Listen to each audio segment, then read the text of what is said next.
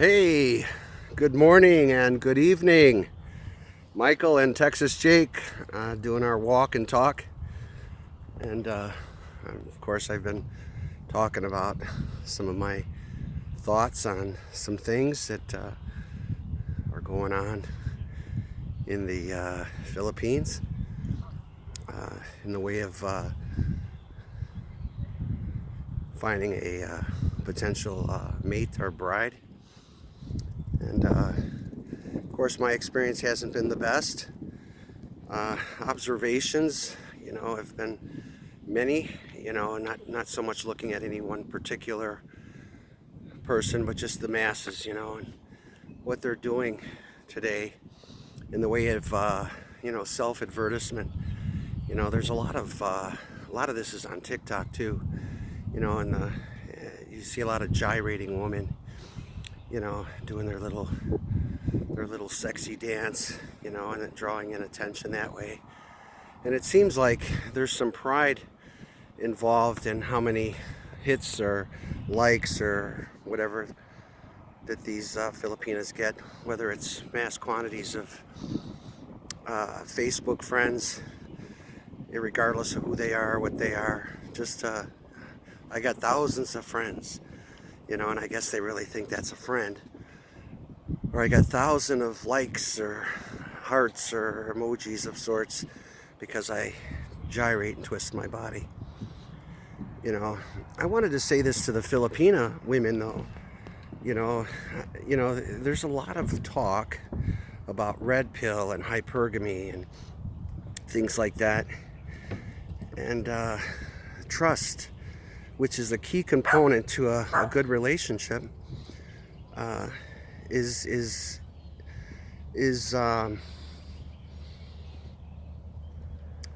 it's compromised.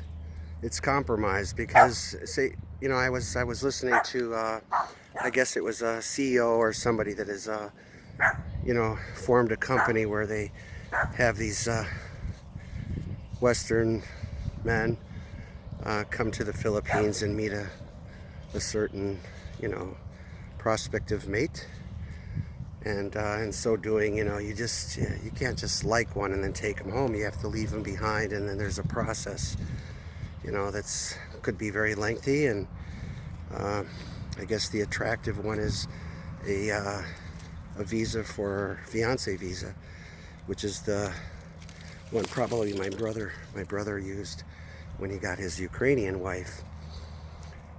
But he didn't meet his wife at any kind of meet and greet like that. He did this on his own, and I guess he just got lucky,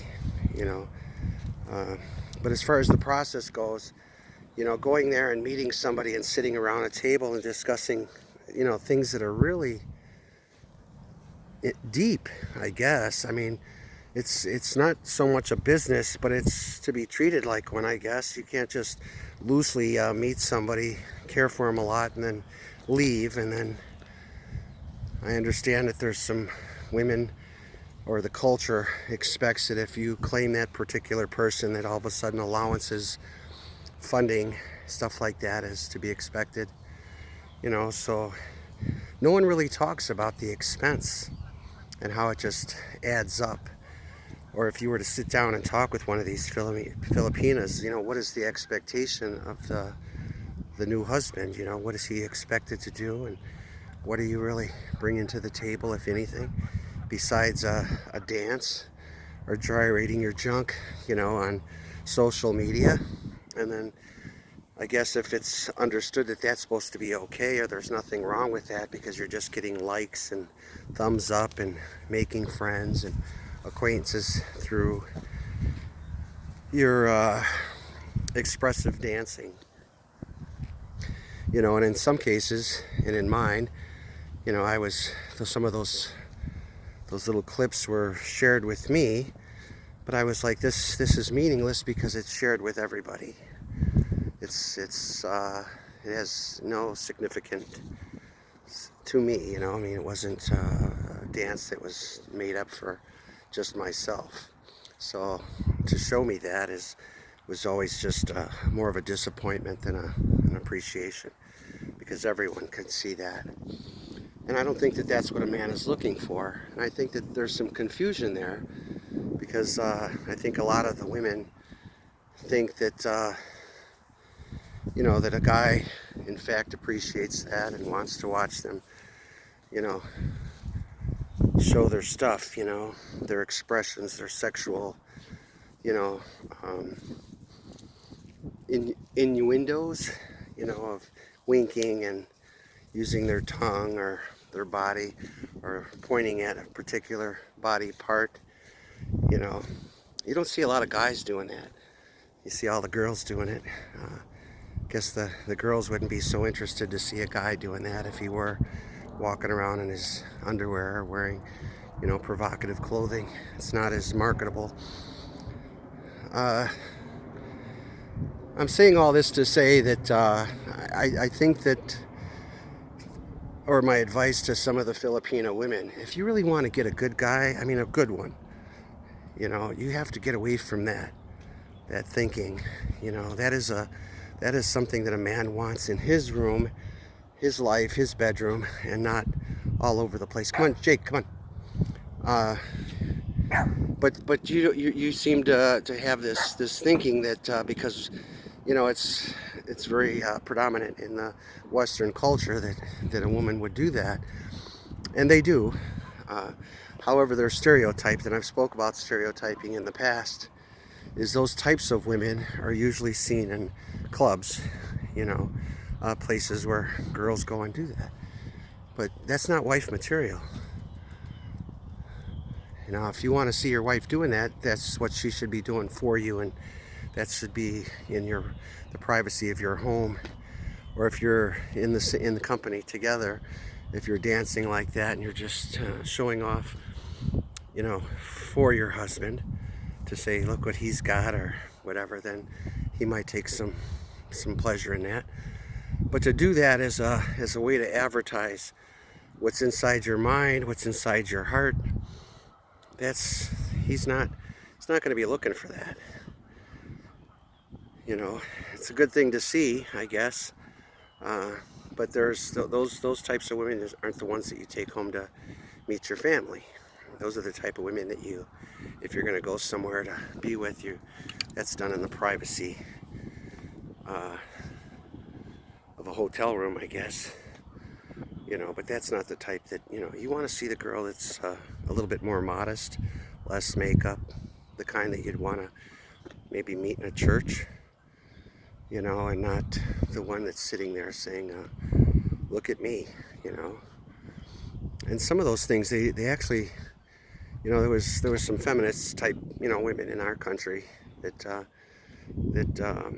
advocate against, parading women around like that, and like they're meat in a window, like they would do something like that in Amsterdam or something. You just drive by and or walk by and pick the one you want, the color, the size, whatever, and you would hope that there's a little bit more to a woman than just that. So I'm saying this to say that if you're looking for a good man and you want to find a really uniquely good man, one that would love you, one that would cherish you and stand by your side and want you to stand by his, I think you need to be more of a partner and less of a dictator of how things are going to be. Or it's my understanding that the Filipino women like to dominate not only the house or the kitchen, but the whole goings on of the house. And I don't know if that's because there's a lot of irresponsible men in the Philippines, and the women, they figure like, well, if he ain't going to do it, I got to do it. So they just have that mindset, that they have to do everything. But you do not usurp a man's headship. And I think that there's a lot of stubborn women that think that that's the way it goes, and that's the way it is. So my advice then to the Westerners, or people that are from other countries besides the Philippines, is that you have to look into the culture and understand not only what your expectations are, but what theirs are, And I don't see how that's all going to be ironed out in a meet and greet. And then if you get on an airplane, I think coming from Chicago, it's a 24-hour flight. Uh, and to do that, and then I understand too that I think at present that you're quarantined for a time. So your trip would include some type of quarantining. You may have to have the COVID vaccination. And then you're just kind of just out there, you know. And I think it would behoove the Filipino women to kind of have, and I've said this before, have your shit together, have your paperwork together, have your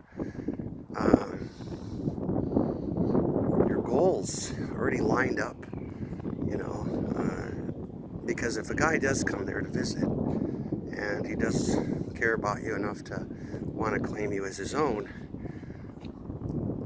he doesn't want to be back home and 24 hours away from you in an airplane and wonder what the heck you're doing, you know, and where's this going, or fund me, fund me, fund me, and he's got to do that from a distance, not knowing if in fact you're not, you know, involved in some kind of scam, and or if it's not a scam, it's just that, you know, for the time being or whatever it is, you know, maybe sending you money and then something comes up in your life and then you just say, well, instead of using this money towards this, I'm going to use it towards something else, you know, that kind of mentality.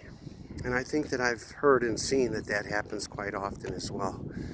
So it doesn't become a reality to you. It becomes somebody else's fantasy and maybe yours as well, or it just becomes a source of income, you know.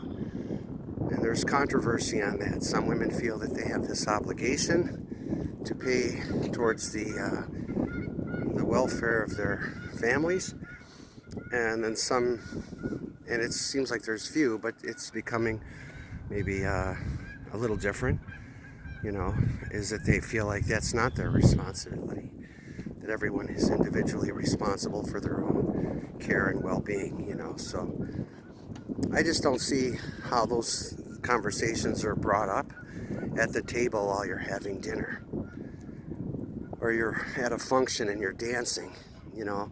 It's very unlikely that you're going to be talking about those things, and possibly if you did, you're going to be overlooked, you know, as a good mate, because you have questions. And it's not good to go somewhere, meet somebody, have affection or fall for them, and then go back home and then have to communicate all these small details or large details over a phone or in some other form, you know, of communication, and all the while have to supply funding, you know. And maybe, I don't know, I don't want to sound like I'm unavailable to, you know, to let me see, not unavailable, that I don't have the resources. I do. I just I don't like to make bad investments, you know, or to be used, or, you know, somebody say, well, this guy's only giving me this much, so this other guy, because they're constantly looking, even though you might be hooked, they still got a line in the water, you know, that kind of mentality. Some of them even have other boyfriends that they might find more interesting or valuable, and but they'll listen to your story or hear you out and see what you're all about. And it seems like it's a long way to go, just to discover all those things after the fact. So it'd probably be a good idea to get all or a lot of that in order, even on this end.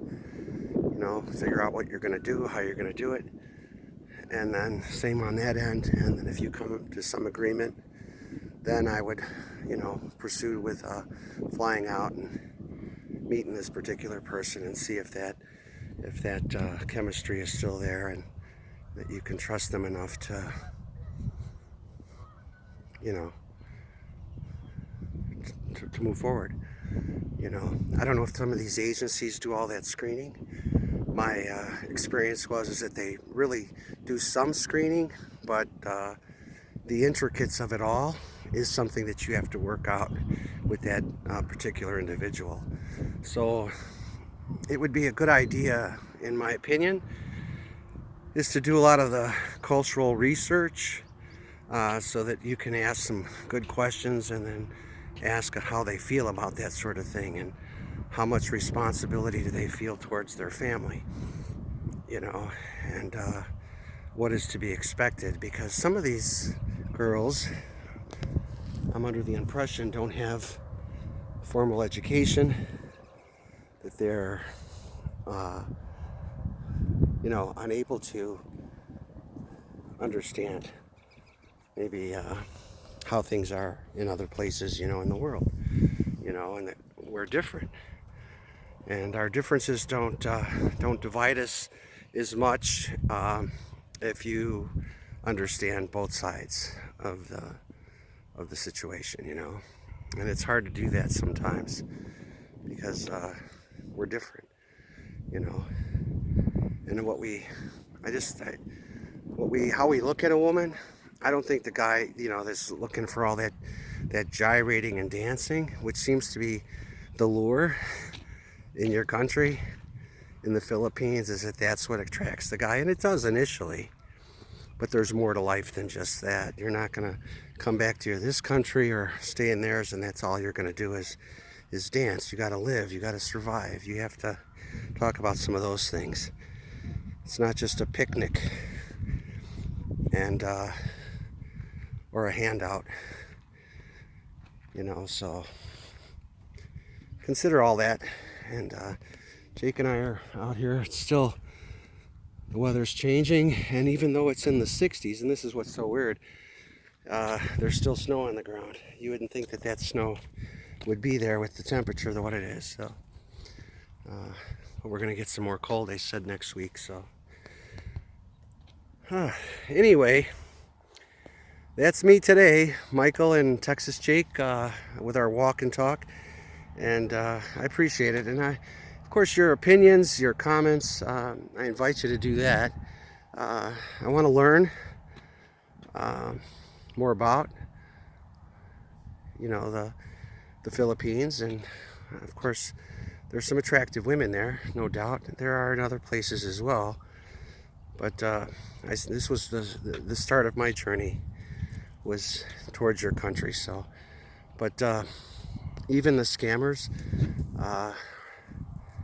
have been and are recognized by some Filipinas, and they share that information as well. And they say that even the family is involved. You know, it doesn't just stop with that one person's thinking. It's the whole family is engaged in trying to get in somebody's pocket. And believe it or not, depending on the experience that you would have, being good or bad, some of these agencies that are promoting, you know, that you come to the Philippines and sit down with mass quantities of females that are interested in a foreign husband, you know. So you have to be careful. You know, trust is a key point, and in this world, not just in one country or another, trust is a real big issue. And so I would suggest that all this gyrating your body in front of social media to try to get rewards of thumbs up and who knows, maybe even financial support that way, a man doesn't want to get with a woman like that. He'll leave that one for the other guys. You know, he doesn't want to be bothered with that type of woman. So and again, my initial attraction to the Philippines was because I heard that it was a Christian country, you know, and that they predominantly, because there was no divorce in that country, that they were really active with their beliefs, and some of their traditions were deeply rooted, and that they feel more bad than good about doing things that are common to the rest of the world. So that was my initial attraction to the Philippines, but I've come to realize that your country's seems to be no different than any other. It's just a rampant disappointment, you know, especially for guys, you know, and girls. Jake, come here. Come. And that's unfortunate. But it's a fact. Good boy. It's unfortunate that it's that way. But it is, nonetheless. It's that way, and there's not too much we can do about it. But try to help each other so that we don't step in something, you know, that we can't get off our shoe. So I would say that we have to encourage less of one thing and more of another. And the gyrating the body and the 10,000 friends on Facebook, I don't know if that gives you bragging rights or if it just makes you appear to be somebody that needs that kind of validating, you know, and it seems to be very common, you know, and but I also think that some of that stuff could lead to, you know, just distrust, you know, because of the way the world is and the ongoing things of the world, you know. So anyway, Michael, Texas Jake, there's TJ. He's all dressed up in his bunny outfit. Yeah, that's my bunny. He just loves it out here. And I do too. Gives us a chance to get out of the house and get some fresh air every day, and a chance to talk. And let's figure this out together. Peace out, all of you. Do something right by your neighbor. Always give a smile. It's free. And enjoy your day. Thank you. And make a comment. Let's talk. Let's figure this out.